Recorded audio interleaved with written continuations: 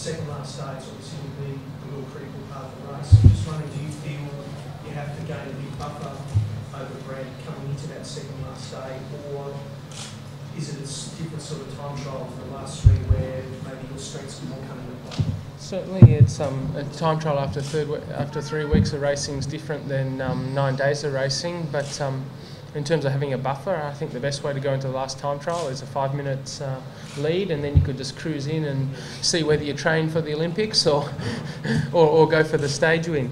Yeah, looking at yesterday's results, logic would say I'd need a big buffer going into a long time trial, but they're also Bradley's history over 3 weeks. He's look at his 2009 Vuelta, or no, 2009 Tour de France, or 2011 Vuelta. He doesn't actually have much of a 3-week history to gain on if you compare it to someone like, or even Nibali or Cloden or Menchov or so on, who have a much longer history in the 3-week stage races.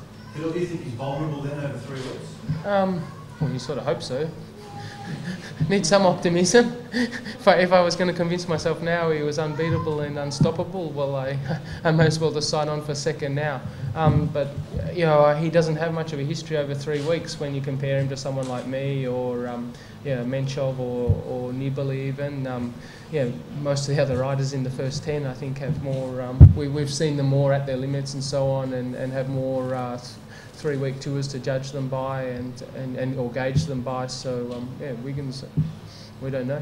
Bradley, and not that I saw anything that I hadn't seen before, but he's a very he's sort of like the time trialist who can climb. I think I sort of was the climber that could learn to time trial, and those type are always right at one speed. They're better on a more consistent gradient and so on, and which is nothing I didn't know. But also when you have 2 or 3 teammates there to ride at the speed you want to, it's different than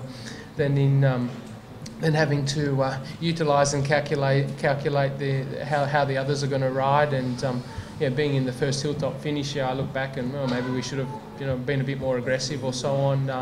But being the first hilltop finish, I have to find out truly for myself what my level is. And now when we go to the next climb, more so Torsuire, I think, Gran Colombier, it's a very hard climb, but it's a long way from the finish. But I think Torsuire will really be the climbers, where the climbers will shine. And we'll see how come someone comes around like Van den Broek and Nibali and so on. Some of your best riders have been edge back against the wall, like such as when Sheck attacked last year. I was wondering, can you draw on that, do you gain confidence from that, knowing that you can handle those situations and sort of keep calm and focused and deal with the challenge of it? I suppose so. Now you pointed out, yeah. But people have said that to me before. You always perform best when you're under pressure and everything's going wrong. That's strange. I should be less methodical about my approach to the tour, maybe. I suppose, especially in my mind, that was one of the best rides I ever did in my life on the Galibier, actually. But going in, having been in various situations, hopefully that'll really come into play in this next week of racing, and particularly the last week of racing for that experience and so on. Is when I remember going up against Sastre, and he'd already done 13 or 14 Grand Tours, I think, before he won in 2008, and it made me think it was double the experience that I had at that time, I think.